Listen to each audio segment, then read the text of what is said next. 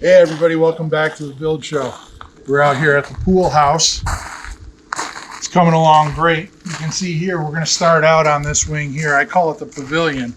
It's nothing more than an open kind of dining, entertaining space. Space to get you out of the rain.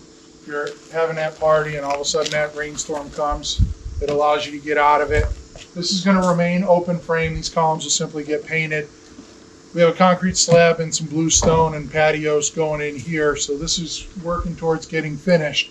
But one of the things I wanted to point out was up here, just like the inside, you can see we have that same sloped ceiling joist system that we talked about on the inside of the house happening out here. And again, when we talk about it back at the drafting table, we'll get into that a little bit more in depth. But let's talk about some of the complexities of building a space like this. Again, it looks pretty simple. You say, hey, Steve, you threw in what, 6 steel columns, it holds it up. Well, not quite, right?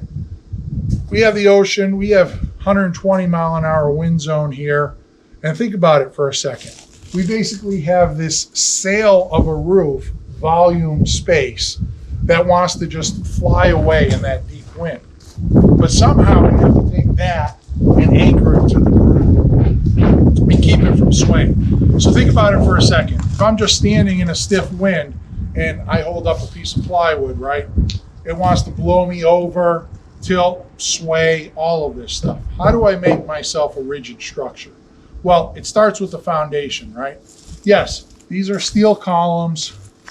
They're attached to the beams that go above there, heartily attached, I might add. We have some metal connectors and stuff grabbing that. So that sail of a roof has a positive connection to these steel columns. Steel columns are 5 inches square. They're pretty beefy monsters. But the real king is down here. We have the base plate. Notice the base plate is off of here. You always do that because it gives you the ability to level out the column, right? It has some bolts under there. This space here will get filled with a non-shrink grout. So we'll still have that, maintain that direct bearing. We just pack that in afterwards. Once we get this to the right height, then we can pack that in. But the thing to understand is we have this series of columns. These bolts, they go down probably about 24 inches down into this 16-inch wide foundation wall that then goes all the way down to bedrock. In this case, it's only about 5 feet. But that bedrock, we drilled holes into that rock, ran reinforcing bars out of it.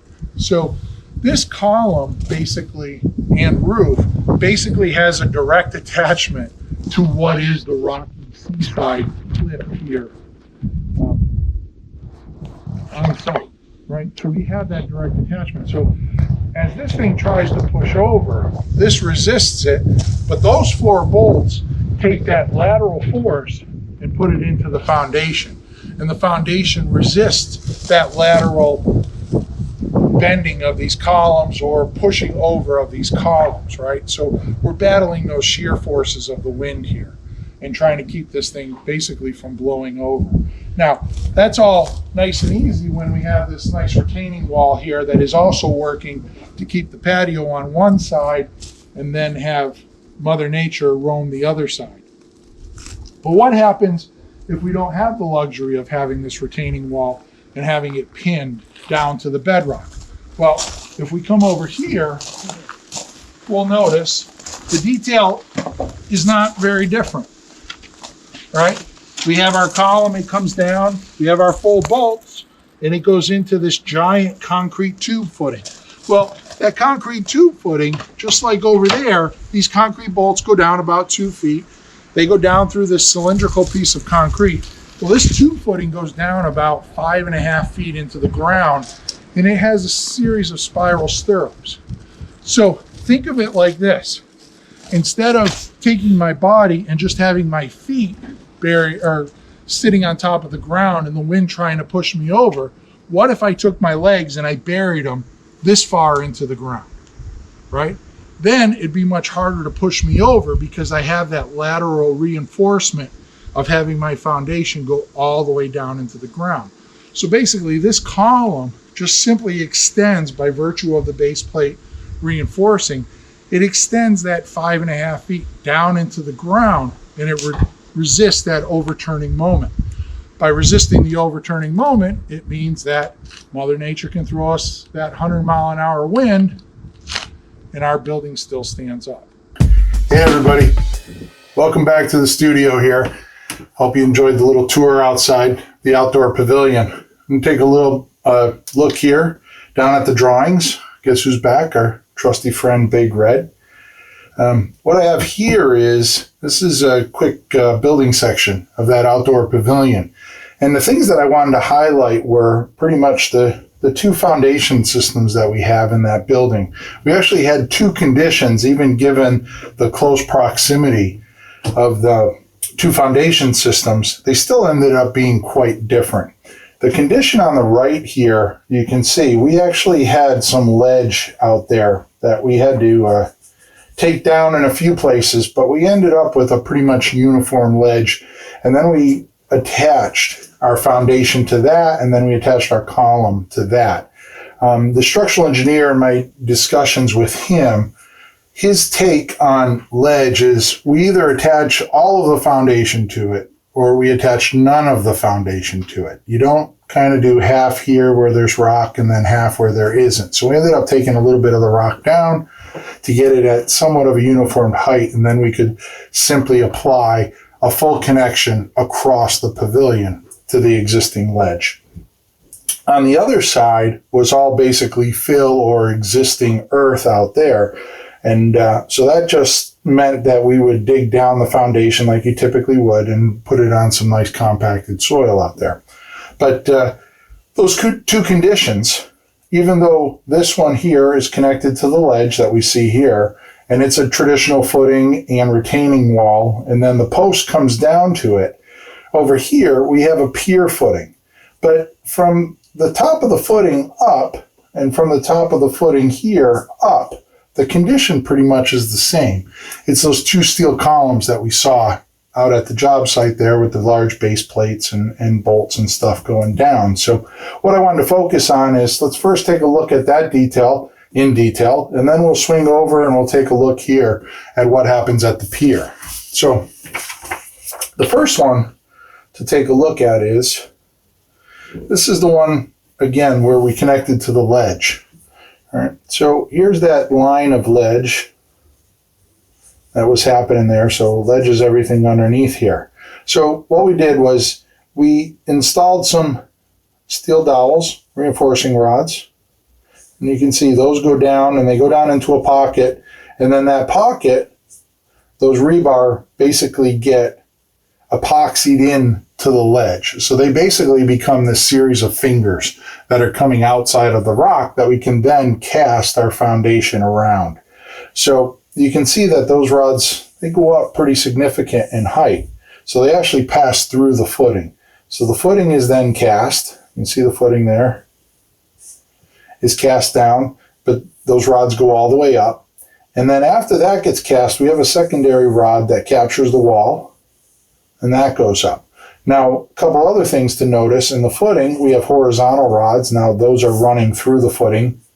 And then we also have a series of horizontal rods here, here, here, here, here, here, here, and here. So those are going laterally along the wall, basically turning that into a steel cage that we then cast the concrete around.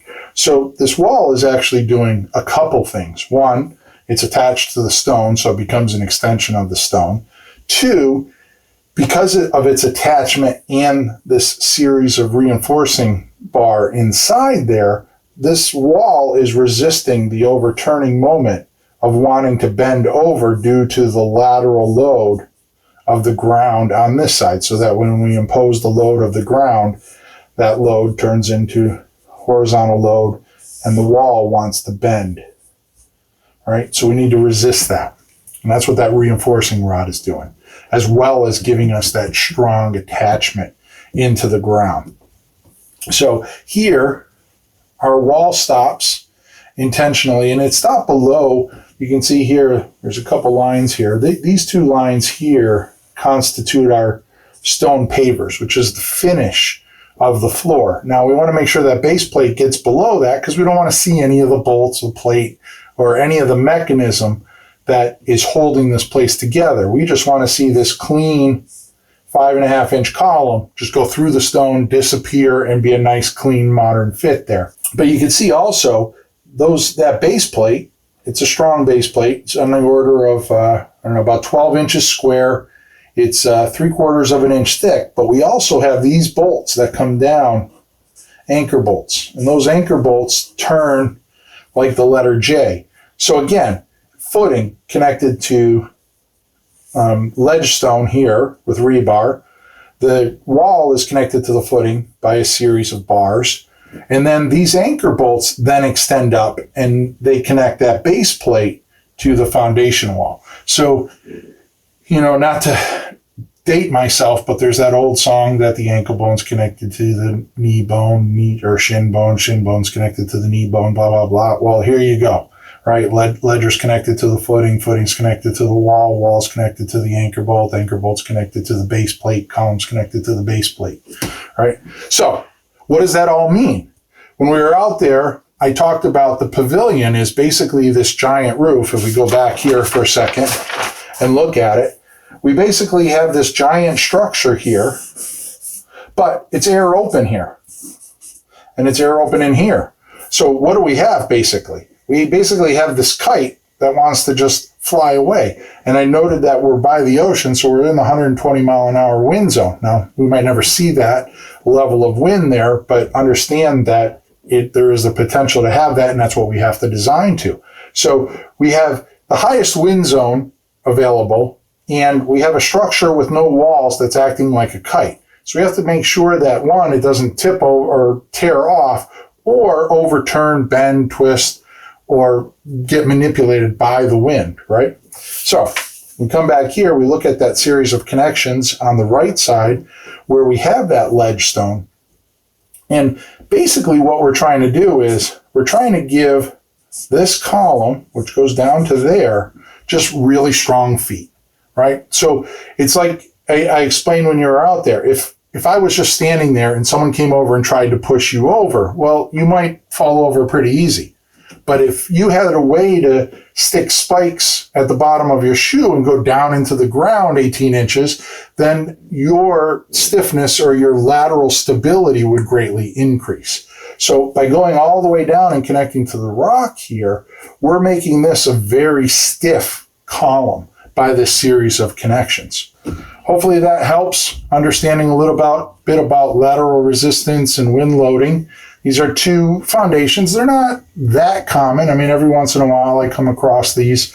A lot of times it's very traditional, but these are some systems that help overcome it. And as you can see, we turn that into one heck of a nice pavilion out there. So the homeowners will get very long-lasting use. And if we get strong winds, hopefully it'll just stand there and grin and bear it and take it. No problem. So that's it for today. Hope you enjoyed the video. And if you haven't seen some of my other videos, I recommend you going back. We got some really good stuff out there. Got my colleagues Brent, Matt, Wade, and Jake, who I do a bunch of work with also. And they all have some outstanding videos that you should get out there and check. And, big shout out to my friends at Howell Builders and Brian, who's in charge up here at the job site. Just their work is impeccable. And things are looking really, really good up there. So until next time, see you then, and long live our buildings.